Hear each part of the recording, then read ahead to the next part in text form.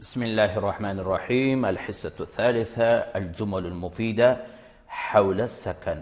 سكن کے بارے میں جملے. کم غرفتن فی دارکم، آپ کے گھر میں کتنے کمرے ہیں؟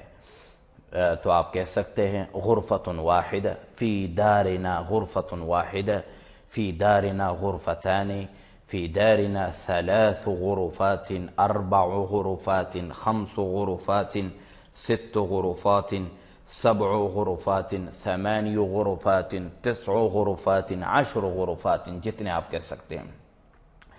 هل فی بیتکم حدیقہ، چمن ہے؟ الحمدللہ عندنا حدیقۃ واسعۃ کشادہ. کم دورا فی بیتکم، کتنے منزل ہیں؟ فی بیت دورانی، دو منزلہ ہے. دور واحد، ثلاث دورات. ٹھیک ہے. حل بیتکم ملکن او مستاجر، آپ ذاتی گھر میں رہتے ہیں یا کرائے پہ؟ بیتنا ملکن والحمدللہ، یا نسکن فی بیت مستاجر حالیا، ابھی تک ہم کرائے کے گھر میں رہتے ہیں. ما جنسیتو کا، آپ کی نیشنالٹی کیا ہے؟ جنسیتی پاکستانیہ، میں پاکستانی ہوں. ٹھیک ہے.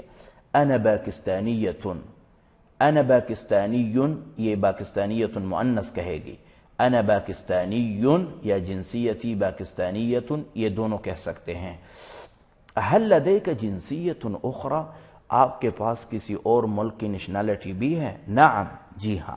لدی جنسیت اوروبا، میرے پاس یورپ کا نیشنالٹی بھی ہے. لدی جنسیت افغانستان ایضا، لدی جنسیت السعودیہ ایضا، لدی جنسیت دبئی ایضا. هل لديك بطاقة شخصية؟ بطاقة شخصية شناهة كارد. نعم لدي بطاقة شخصية.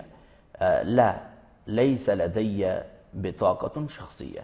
هل عندك سيارة شخصية یا ذاتية؟ آپ کے پاس ذاتی گاڑی ہیں؟ نعم عندي سيارة شخصية، عندي سيارة ذاتية. اور آگے ہیں دراجة نارية. دراجة نارية موٹر سائیکل. هل عندك دراجة نارية؟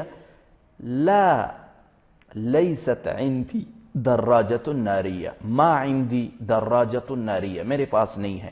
نعم عندي دراجة نارية. نعم عندي سيارة شخصية.